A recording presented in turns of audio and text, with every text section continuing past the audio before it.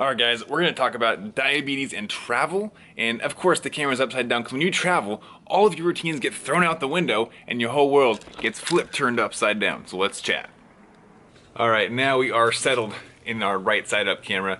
I'm going to jump in through a few different perspectives. Right? We have a few different types of travel. One, local travel. You're going less than an hour away, you're driving somewhere. Two, more of a road trip feel. Maybe you're driving 6 hours, 12 hours, 24 hours, something crazy, right?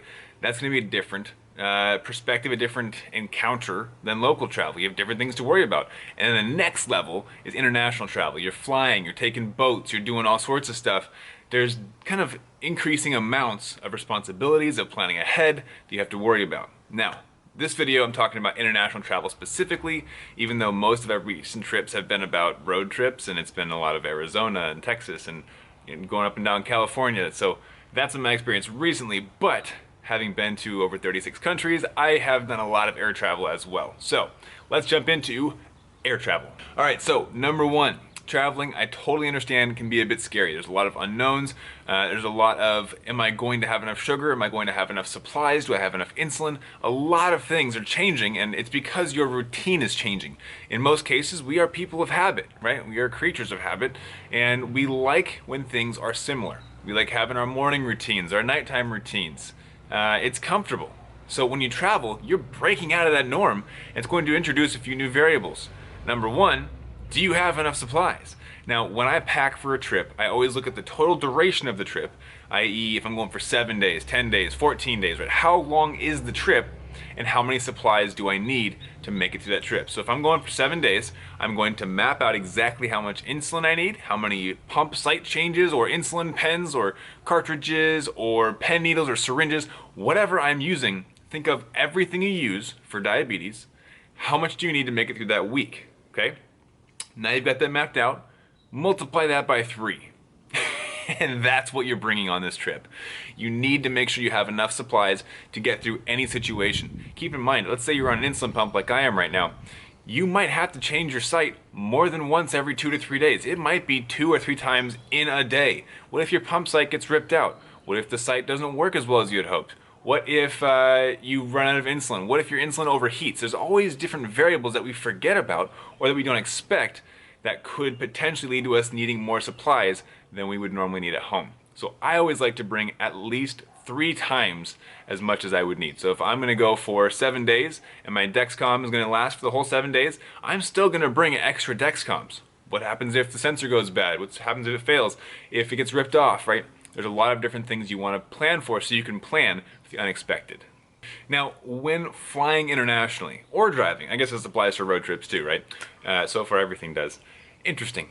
Now, with flying, you're in a confined space, you don't have the option to move a whole lot, right? When you're driving, you can go out and go for a walk or go for a hike to bring high blood sugars down because you're sitting a lot, but in a plane, you're in a confined space. It's a lot more difficult to introduce activity to bring blood sugars down. So what I like to do, 2 things you can do. One is set a temp basal and have more insulin than you would normally have because you know you're not going to move for, let's say, 6 to 12 hours, an average flight maybe. But you can also go, and this takes a little bit of bravery, do some lunges down the aisleway. At the very least, get up and stretch. Move around. I saw an interesting hack recently where somebody brought a resistance band on the plane. They put it on their leg and they did little stretches back and forth. They put it in their hands and they pull back and forth. You're activating your muscles, which is going to help lower your blood sugars. Now, something I've also attempted, now it's very difficult because I'm very tall, is going into the bathroom and doing squats. I usually do about 30 to 50 squats in there. Boom. If I have insulin on board, that will drop my blood sugars into range very quickly. So a little pro tip for you there. Now, second tip with movement, if you know you're going on a flight, let's say tomorrow morning, I'm gonna make sure I get a good workout in today so that tomorrow I can treat it as a rest day. The exercise today will improve my insulin sensitivity for tomorrow, therefore making my blood sugars a bit easier to manage. Now, if I have an afternoon flight, I might even go for a workout that morning and make sure that I have an extra bit of movement to help facilitate insulin delivery, absorption, all that kind of stuff. So make sure you get movement in before you leave for your travel because travel days are often a bit on the lazy side. Now, I mentioned bring 3 times the supplies that you need, but what I would also encourage you to do is bring a good amount of those supplies in your carry-on. There was this time when I went to South Africa from Paris. So I was kind of on the go in between multiple countries, and by the time I got to South Africa, they had lost my luggage. Guess what was in my luggage? My insulin. Yeah, I kind of need that. They had lost my luggage. They did not find my luggage for 10 days. I ended up having to go to a local pharmacy in South Africa, pick up some insulin over there, and carry on. But guess what? If I had it in my carry-on, that wouldn't have been an issue. So now I carry at least enough supplies to get me through a week in my carry-on, whether that's my CGM, my pump supplies, my insulin. Carry it in your carry-on to be sure that it does not get lost on the tarmac. Now, when going through TSA is a big question for a lot of people. How do you navigate that situation? Number one, get a doctor's note. Your endo, your primary care, get a note saying, this person is living with type 1 diabetes. They have devices, they have insulin, they may have needles, like whatever you have with you, have a doctor's note, a literal doctor's note, so that TSA can read it and go, oh, okay, this makes sense. Now, I've never been held back because of diabetic supplies, but I've gotten questioned a lot. They're very curious people, and for good reason.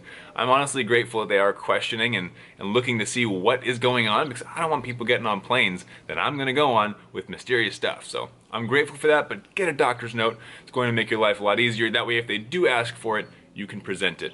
Now, of course, depending on which type of therapy choice you've made, whether you have insulin pump or MDI or CGMs and all this different kind of tech stuff, some things can go through the body scanners, some x-rays, and I personally choose to get a pat down, so I opt out and I say, hey, I'd like to get a pat down. Here's my diabetes device. I show them my pump, I show them my Dexcom, wherever that's at right now. There it is.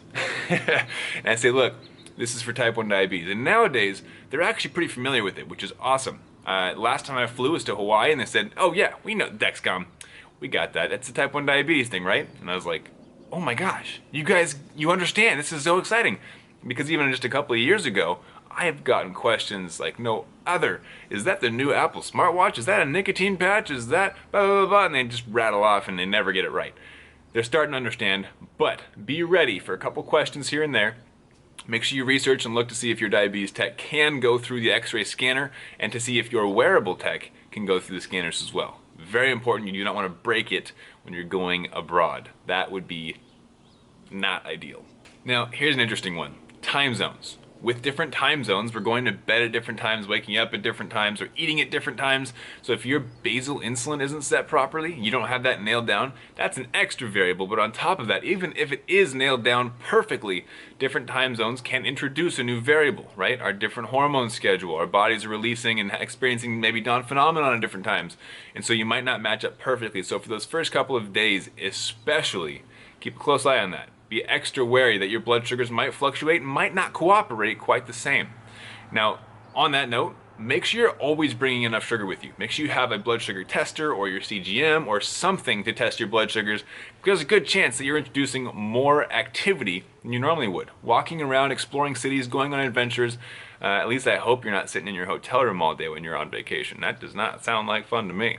But with the added activity, there's a good chance you're going to go low more often.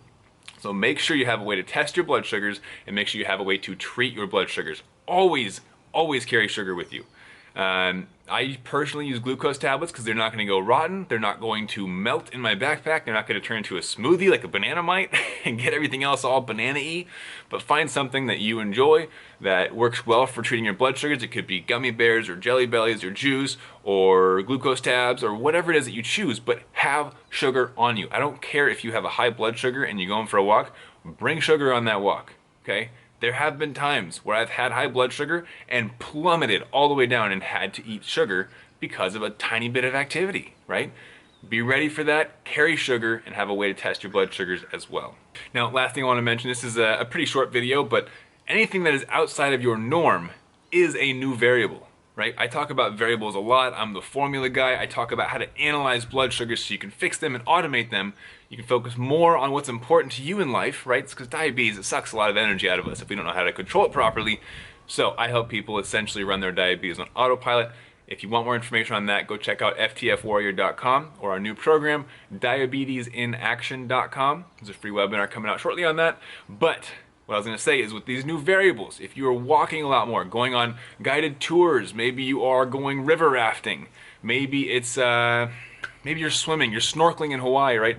these different activity levels are usually going to be something out of the norm for you. You might be used to working in an office all day, and all of a sudden you're hiking and you're going to waterfalls and you're snorkeling, and it's amazing. But all of this extra activity is going to increase your insulin sensitivity. It's going to cause glucose levels to drop. You're going to have sugar on you. Be ready for these new variables to hit you like a brick wall. If you're ready for them, they won't hit you like a brick wall. You'll be ready for it. You can treat it as it's happening instead of reacting to it.